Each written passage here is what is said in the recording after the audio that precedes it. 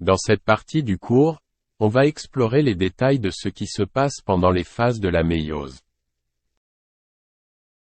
La méiose est la division cellulaire qui produit des gamètes. Par gamètes, nous entendons les cellules sexuelles telles que les spermatozoïdes chez les mâles et les ovules chez les femelles. La méiose est divisée en deux étapes de division cellulaire appelées division réductionnelle ou méiose, 1. Et division équationnelle ou méiose, 2. La division réductionnelle comprend 4 phases. La prophase, 1. La métaphase, 1. L'anaphase, 1. Et la télophase, 1. Et la division équationnelle comprend également 4 phases. La prophase 2. La métaphase 2. L'anaphase 2.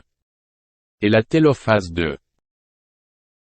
Regardons ce qui se passe pendant la division réductionnelle. La prophase, 1, commence avec une cellule diploïde. Dans cet exemple, la cellule contient 2 ensembles de chromosomes non enroulés et étalés, un de chaque parent. La membrane nucléaire disparaît, les centrioles se déplacent aux pôles opposés de la cellule, et les fibres de fuseau se forment à partir d'eux. La chromatine se condense en chromosomes en forme de X plus familiers. L'ADN qui constitue les deux chromatides sont identiques dans chaque chromosome. Dans un processus appelé appariement, chaque chromosome s'associe et se lie à son chromosome homologue correspondant, formant un tétrade. Un tétrade est le groupe de 4 chromatides sœurs dans 2 chromosomes homologues appariés. Les chromosomes contiennent plusieurs gènes. Ces gènes ont été hérités de chaque parent, et les différentes versions du même gène sur chaque chromosome sont appelées allèles. Dans un processus appelé crossing over, les chromatides de chaque chromosome homologue échangent des segments d'allèles. Également appelé recombinaison, le crossing over se produit de manière aléatoire sur chaque chromosome, ce qui donne différentes combinaisons de gènes. Le crossing over entraîne une variété génétique dans les gamètes et chez la progéniture. Ensuite, en métaphase, 1. Les chromosomes homologues s'alignent à l'équateur de la cellule. Pendant l'anaphase, 1. Les fibres de fuseau séparent les chromosomes homologues de chaque tétrade et les tirent vers les pôles opposés de la cellule.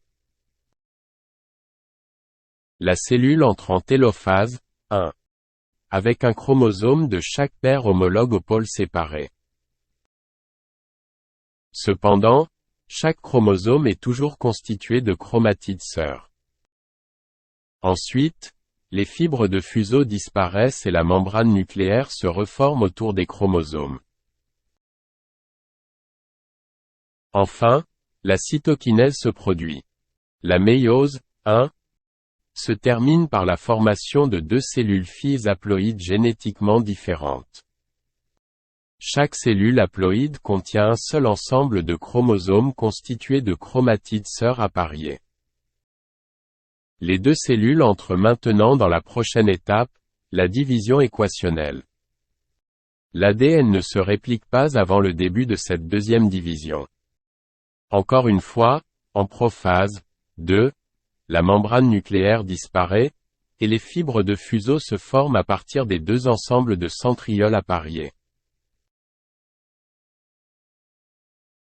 Pendant la métaphase, 2, les chromosomes dans chaque cellule s'alignent à l'équateur et se fixent aux fibres de fuseau provenant des 2 pôles.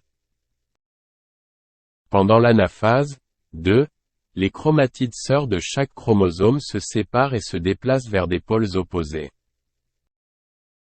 Une fois les chromatides sœurs séparées, elles sont appelées chromosomes. Enfin, pendant la télophase, 2, les fibres de fuseau disparaissent et les membranes nucléaires se reforment, et la cytokinèse se produit dans les 2 cellules. La méiose 2 se termine par la formation de 4 cellules filles haploïdes génétiquement différentes, chacune contenant un seul ensemble de chromosomes.